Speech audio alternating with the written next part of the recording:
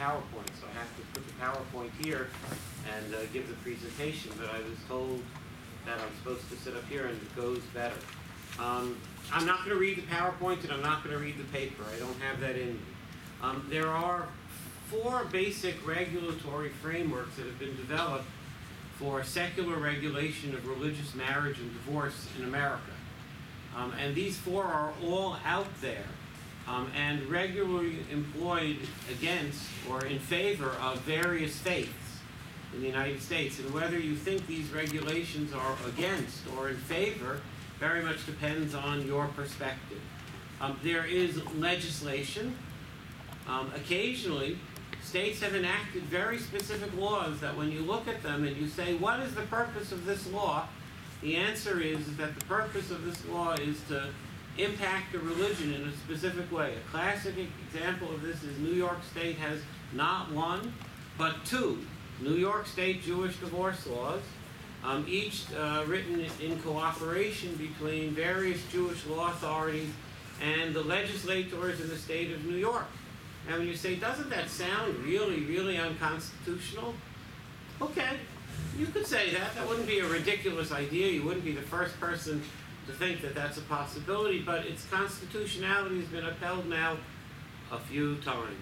And then there are contract regulations. Lots of religious communities circulate prenuptial agreements and other contracts that people sign that seek to regulate their secular affairs in ways that provide contract remedies. Since the Federal Arbitration Act 100 years ago, it's become pretty clear that if you and I sign an agreement in which we promise that I will conduct my marriage or my business in accordance with Jewish law, and should we have a dispute, we agree to have the matter resolved in accordance with Jewish law, the courts will resolve it in accordance with Jewish law.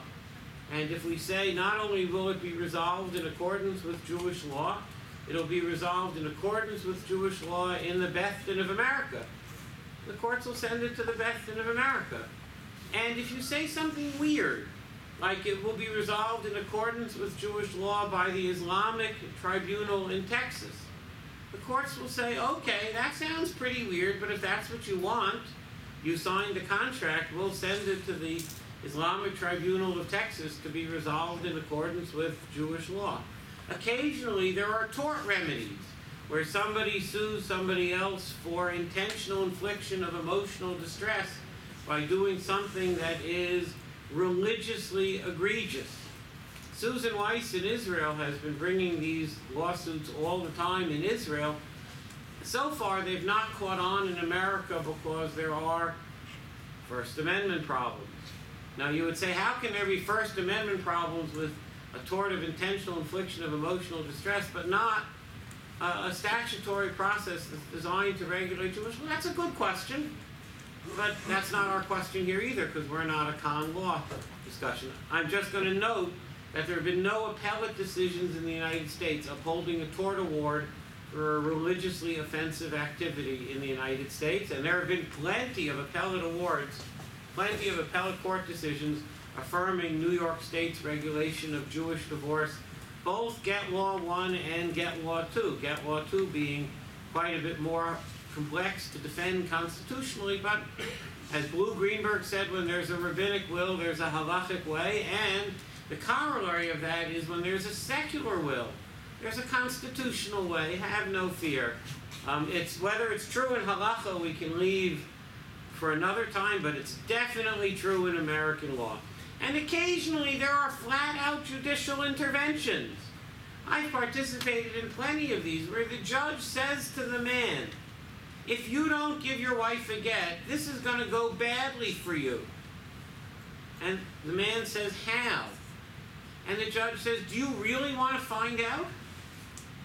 Do you really want to find out? What I call just ad hoc judicial interventions. You persuade the judge that somebody is doing something no good, and the judge occasionally says, the court reporter will leave the room, and we will have a brief in-chambers conversation. And in chambers, the judge will say, look, you can't do this, and I'm going to hurt you. And you would say, well, the judge can't really do that. But they do it.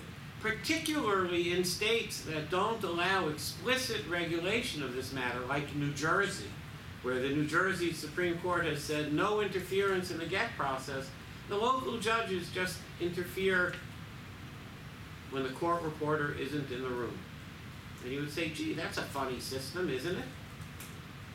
Okay, that's a funny system, but all four of these mechanisms actually distinctly exist in the United States. In the case of the Muslim community, the central focus of this judicial intervention has been initially trying to prevent polygamy and trying to raise the standards of Islamic dispute resolution in the United States by making sure that the Muslim arbitration tribunals adhere to the standards of the Federal Arbitration Act and the many different state acts. And there's been a great deal of effort put into making the Islamic tribunals better. I serve as the advisor to 3 different Islamic tribunals.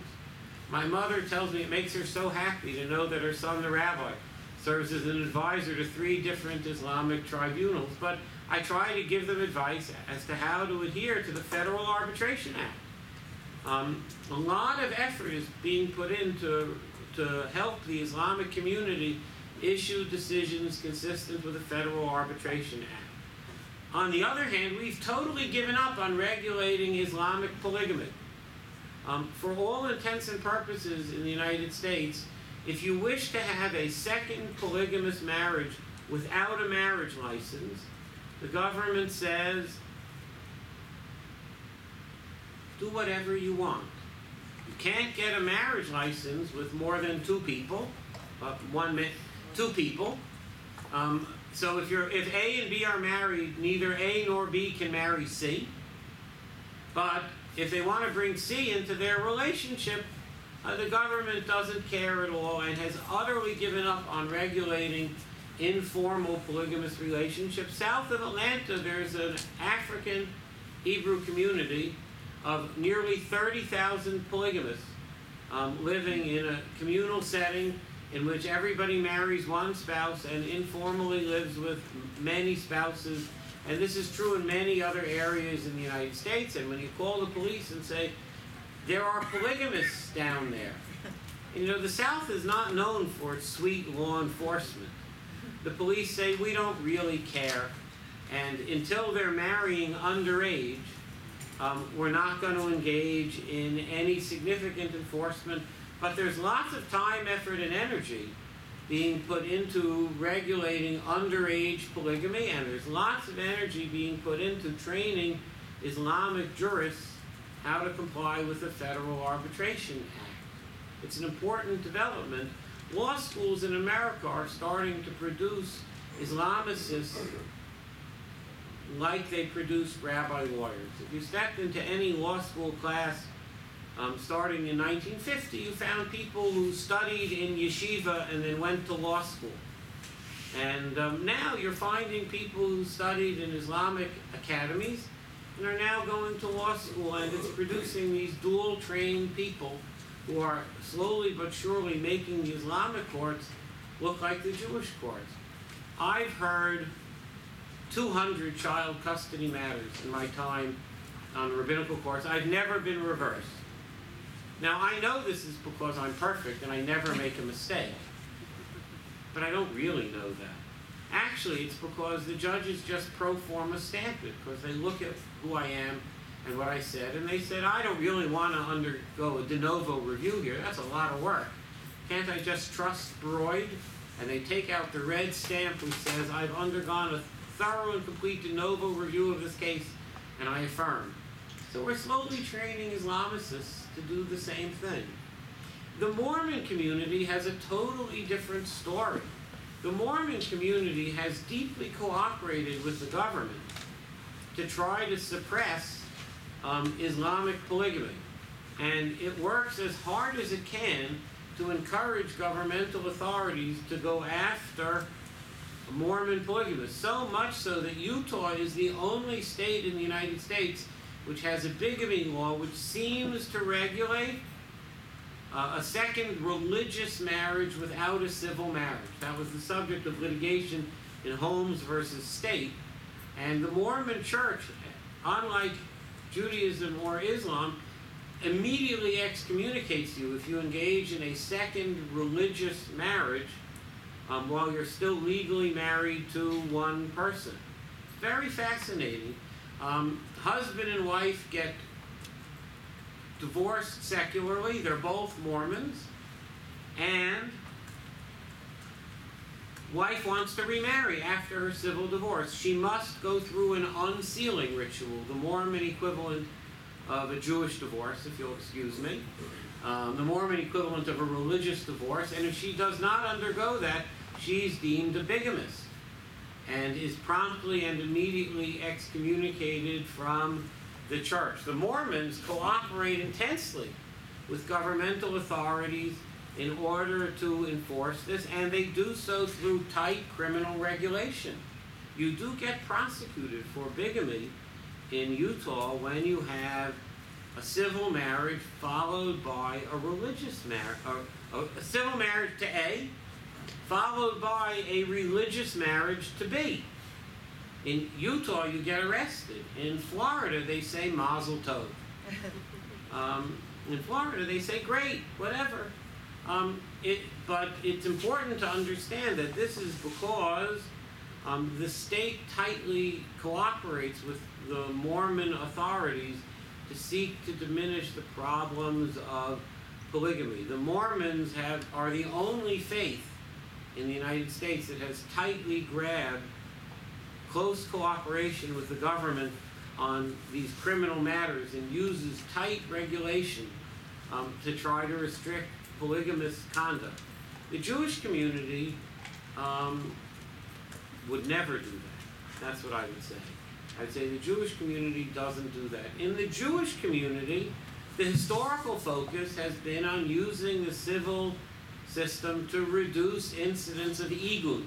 Igun is when a man and a woman marry Jewishly and civilly, and then they get divorced civilly, but the man refuses to give a get, a Jewish divorce, leaving the wife chained or hanging, incapable of being religiously married a second time. And we've developed a variety of mechanisms. New York State twice undertook to regulate it, Get Law 1 and Get Law 2, with some success. But the most common remedy used in the United States is we use contractual remedies of prenuptial agreements in which a couple signs up that if they separate and one of them withholds a Jewish divorce from the other, they will pay money until the Jewish divorce is given, and that provides adequate incentives to solve the aguna problem in fact. The recent California Bixler decision, which is right now in front of the Supreme Court in an amicus, the losers filed for Supreme Court review. The Bixler decision undermines the ability of religious courts to issue all sorts of decisions. And we'll see if it stays the law of the land, or maybe it was never the law of the land, maybe it was just an anti-Scientology decision, and nobody really intends it to take it seriously unless you're a Scientologist.